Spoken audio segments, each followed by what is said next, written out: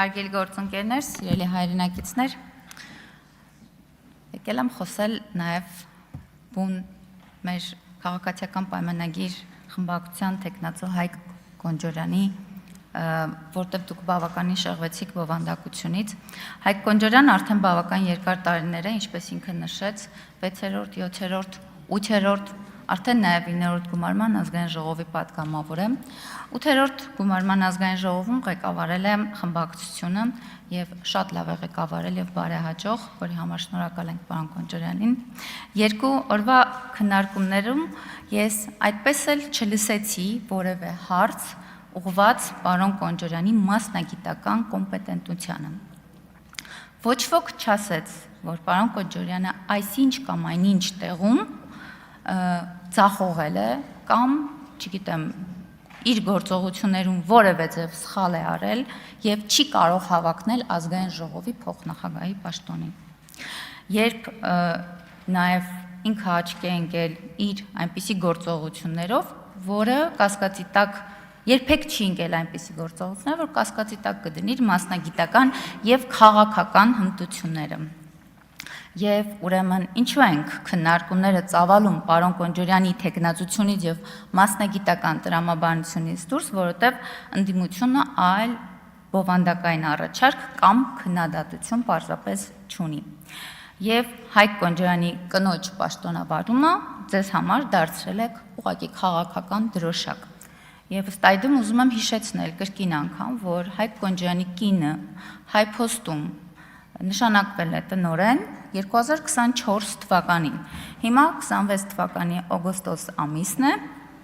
եւ 2 տարի հետո շատ մեծ արագությամբ արձագանքում ենք Հայկ Կոնջորյանի կնոջ տնօրենի նշանակմանը։ Եվ ձեզանից որևէ մեկը գնացել հետաքրքրվել է կամ հնչեց որևէ ելույթ Հայփոստում նրա կառավարման հմտությունների մասին։ Ես փորձել եմ որևէ հրապարակում գտնել, որտեղ հեշտ չի 3000 եւ ավելի աշխատակից ունենալ, այդքան բաժանմունքներ ունենալ եւ որևէ հրապարակում գտնեմ ոչ պրոֆեսիոնալ կառավարման մասին եւ ճիշտն ասած իսկապես չեմ գտել։ Հետևաբար, այստեղ հարցը այն չէ, որ Հայկ Կոնջորյանի կինը կոմպետենտ է իր պաշտոնին, թե ոչ, այլ հարցը այն է, որ Հայկ Կոնջորյանի կինն է։ Եվ ամենաաբսուրդը այս ամբողջ պատմության եւ այս երկու օրվա քննարկումների մեջ գիտեք որն է, երբ հեծի կառավարումը տապալած մարդիկ եկել են այստեղ խոսում են Հայփոստի կառավարումից։ Եվ պարոն Վարդևանյան, խոսում եք արդյունավետ կառավարումից, խոսում եք չափորոշիչներից։ Ձեր պահած հեծը ամենաանմխիթար վիճակում գտնվող կայանները եւ մալուխները տեսել ենք, պարոն Վարդևանյանին եմ դիմում, որտեվ ինքն էր խոսում, հա, լավ չեք լսել ձեր գործընկերոջը։ Եվ հիմա չեմ խոսելու հավելագրումներից, չեմ խոսելու տենդերները այս կողմ, այն կողմ մեջ անելուց, չեմ խոսելու աստղաբաշխական աշխատավարձերից, որը ուղիղ ազդեցություն է ունեցել էլեկտրաէներգիայի սակագնի վրա։ Կամ թույլ տվեք շարունակել, կամ հեծը 691 միլիոն դոլարի երաշխավորություն է տրամադրել Տաշիր ընկերությունների խմբի փոխկապակցված կազմակերպություններին, փաստացի ամբողջ հեծը երաշխավորել է ձեր ընկերությունների որպեսզի ձեր ընկերությունները շահավետ աշխատեն եւ գիտեք խնդիրը, որ նաեւ ձեր այստեղ Լիանա Մանուկյանը ոչ միայն արձագանքում տեղից, մի արձագանքեք։ Տվյալի սխալը ըստ ձեզ, հետո կգրանցվեք, խոսեք, տեղից մի արձագանքեք։ Եվ ինչպես Լիանա Մանուկյանը այստեղից հնչեց, վերականգնեք Տիկի Մանավազյանի ժամանակը։ Եվ ինչպես Լիանա Մանուկյանը այստեղից հնչեց, ինքը եկել է մեծ բիզնեսից, ես կարծում եմ, որ այստեղ նստած ձեր խմբակցությունը բոլորն են եկել մեծ բիզնեսից եւ դա բոլորիս համար ակնհայտ է։ Երբ բովանդակությունից շեղվում ենք եւ Հայկ Կոնջորյանի տեխնացիան շուրջ քննարկումը տեղափոխում ենք Հայփոստի կառավարման քննարկման դաշտ,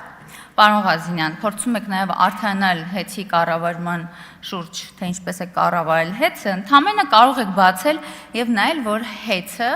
առաջին կիսամյակում հազար խոշոր հարկատուների շարքում 21-րդ տեղից բարելավել եւ հասել 13-րդ տեղը։ Վերջին 6 ամիս առաջի կիսամյակում Կամ ինչ կասեք այն մասին, որ վերջին 12 ամիսների ընթացքում հեծի տնօրենների խորհուրդը 12 ամսվա վարձատրությունը կազմել է 260 միլիոն դրամ։ Այն դեպքում, երբ խորհուրդը գետ մեկ նիստ, մեկ նախաձեռնություն, մեկ քննարկում, որևէ բան չի դնում քննարկման, աբսուրդ է եւ անհարմար է։ Եվ պարոն Ֆարմանյան, ձեզ կխնդրեի ամենայն հարգանքով ձեր գիտական կոչումը եւ մենեջմենթի վերաբերյալ ձեր խորհուրդները օգնեիք օգտակար լիներ նաեւ հեծի կառավարման արդյունավետությանը։ Աբսուրդ է եւ անհարմար է քննարկել Հայկ Կոնջյանի կնոջ աշխատավարձը եւ Հայփոստի իր պաշտոնը այս համատեքստում նաեւ։ Ինչևէ Ցավալի է, որ բովանդակությունը թողել ենք եւ մի կողմ, իսկ այս բովանդակությունը, այսօրվա բովանդակությունը ազգային ժողովի նախագահի տեղակալի պաշտոնում Հայկ Կոնջորյանի թեկնածությունն է։ Ամփոփելով ասեմ, որ քաղաքացիական պայմանագիր խմբակցությունը բնականաբար միաձայն կողմ է քվեարկելու իր առաջադրած թեկնածուին, իսկ պարոն Վարդևանյանը, քանի որ չասեց խմբակցության անունից ինչպես է քվեարկելու, կոչ եմ անում կողմ քվեարկել պարոն Կոնջորյանի թեկնածությանը։ Շնորհակալ եմ։